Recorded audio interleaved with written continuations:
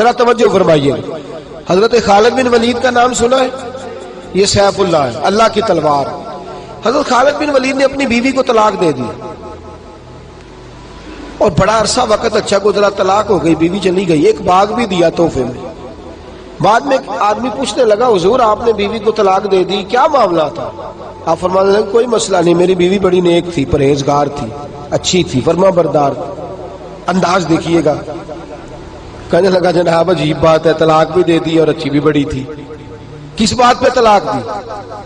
آپ فرمانے لگے وہ میرے ساتھ 27 سال رہی ہے. کتنے سال؟ اور میں انتظار کرتا رہا ہوں.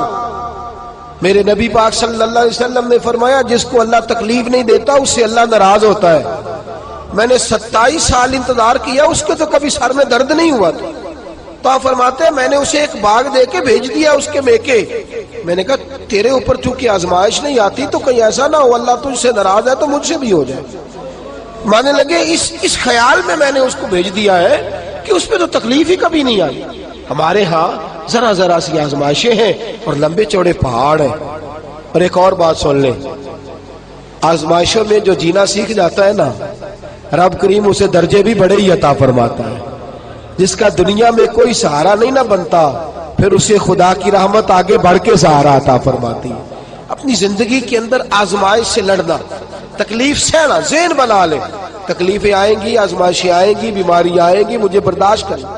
جس کے اندر برداشت ہے اس کا حوصلہ بہت بڑا ہے، اور جو برداشت سے آ رہی ہے وہ ختم ہو جائے.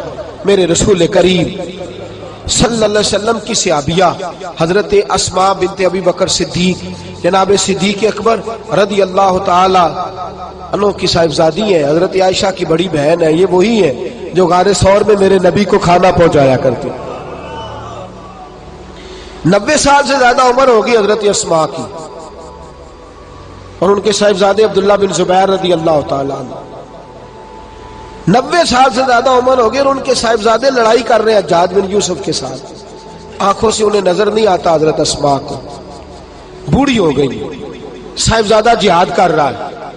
حضرت عبداللہ بن زبیر اپنی والدہ کے پاس آئے اور آ کے کہنے لگے اماں میرے کچھ ساتھی بھاگ گئے ہیں، کچھ کمزور ہو گئے، حجاج کے ساتھ میرا مقابلہ ہے. والدہ بڑا کم نظر آتا ہے، پریشان ہے، 90 سال سے زیادہ عمر ہے. اور ماں گلی میں جھگڑا ہو رہا ہو تو بیٹے سے کہتی ہے بیٹے تو اندر آ جا جلدی سے، تو نہ بیچ میں حصہ لے لے.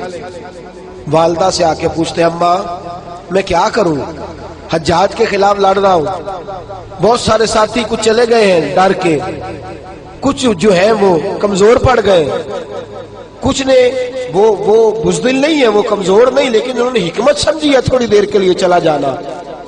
ماں کہنے لگی بیٹے پہلے تو یہ بتا کہ تو حق پہ ہے کہ نہیں، دولت کے لیے تو نہیں لڑ رہا، اقتدار کے لیے تو نہیں لڑ رہا. کہنے لگے اماں قسم اللہ کی عزت کی میں حق پہ ہوں، میں فکر امام حسین کا وارث ہوں، میں ظالموں سے لڑ رہا ہوں.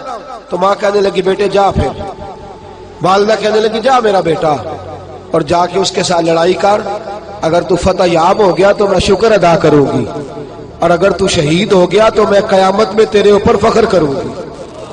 تو کہنے لگے اماں وہ بڑے ظالم ہے، بوڑھی ماں کا حوصلہ دیکھ، وہ بڑے ظالم ہے، وہ تو مسلح کر دیتے ہیں، ناک کان گلا کاٹ دیتے، اتنا سخت میرا دشمن ہے.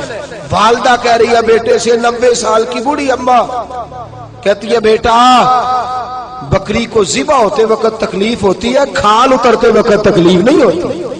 تکلیف تجھے ایک وقت ہوگی جب تیر لگے گا، جب تلوار لگے گی. ناک کان کاٹتے تجھے کیا تکلیف ہوگی، اللہ تجھے زیادہ اجر عطا فرمائے گا. جا مجھے بہادر کی ماں بننے کا شرف دے، بزدل کی ماں بننے کا شرف نہ دے. یہ دلیر ماں کا حوصلہ. یہ لفظ کیا کہ بیٹے کو بھیجا. حضرت عبداللہ بن زبیر لڑے، 14 دن تک آپ کی لاش لٹکی رہی، لیکن 14 دنوں تک آپ کے وجود سے خوشبو ہی آتی رہی. حجاج بن یوسف نے آپ کی ماں کو بلایا، حضرت اسماء آئی، کہنے لگا تجھے پتہ ہے تیرے بیٹے کی لاش لٹک رہی ہے؟ کہنے لگی کیا کہا؟ لٹک رہی ہے؟ ہاں تیرے بیٹے کی لاش لٹک. کیا کہتے ہو؟ تیرے بیٹے کی لاش لٹک رہی ہے. پھر بتا لو. تیرے بیٹے کی لاش لٹک رہی ہے. تو آپ فرمانے لگی شکر ہے اللہ کا، میرے بیٹے کی لاش لٹک رہی ہے، کہیں جھکی ہوئی تو نہیں ہے نا، کسی ظالم کے آگے جھک تو نہیں نا گئی، کہیں اس نے گلا کٹایا ہے کہیں جھکایا تو نہیں نا, شکر ہے میں اللہ تعالیٰ کا. کہنے لگے تو مجھ سے سفارش نہیں کرے گی کہ اس کی لاش کو ہٹا دوں؟ آپ فرمانے لگے جس رب نے اسے شہید ہونے کا حوصلہ دیا ہے وہ اسے قبر کی اعلیٰ جگہ بھی عطا فرمائے گا.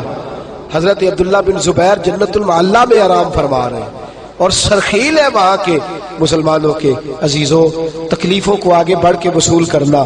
ذرا ذرا سی بات پہ لوگ چیختے چلاتے ہیں, کفر بولتے ہیں. گھروں میں فوتگی ہو جائے تو کفر. حضرت جعفر طیار شہید ہوئے, حضرت علی کے سگے بھائی تو ان کے گھر کی عورتیں رونے لگی. حضور نے فرمایا جاؤ انہیں چپ کراؤ.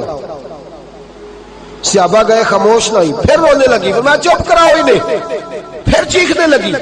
تیسری بار حضور نے فرمایا نہیں چپ کرتی تو ان کے منہ میں خاک ڈال دو. انہیں پتہ نہیں جو بین کرے, سر پھاڑے اور اپنے چہرے پر اپنے ہاتھ مارے وہ تو میری امت میں شامل ہی نہیں ہے, تو میری امت میں شامل ہی نہیں. میرے عزیزوں, شریعت اسلامیہ حوصلے کی بات کرتی ہے, صبر کی بات کرتی ہے. گھروں کے اندر ذرا ذرا سی بات پہ بے صبری کرنا, ذرا دو چار جملے بھی ہم ہضم نہیں کر سکتے, ایک بے رخی بھی ہم ہضم نہیں کر سکتے, تھوڑی دیر کے لیے بھی کوئی آنے والی تکلیف ہم برداشت نہیں کرتے. بے صبری ہے, ہماری کم حوصلہ ہے اور تحمل مزاجی سے دور چلے گئے ہیں, اس لیے ہمارے غم بھی روز بروز بڑھتے چلے جا رہے ہیں. رب کائنات کی بارگاہ میں یہ التجا کیا کرے اللہ ہمیں حوصلے عطا فرمائے اور ساتھ رب کریم ہمارے اوپر وہ والا فضل فرمائے اس طرح وہ اپنے نیک بندوں پر فضل فرماتا ہے. اور اللہ ہمیں حوصلے اور صبر کے ساتھ زندگی کے ایام گزارنے کی توفیق عطا فرمائے. ہمیشہ مدحت خیر الانام میں گزرے. دعا ہے یہ عمر درود و سلام میں گزرے. آخر دعوانا ان الحمدللہ.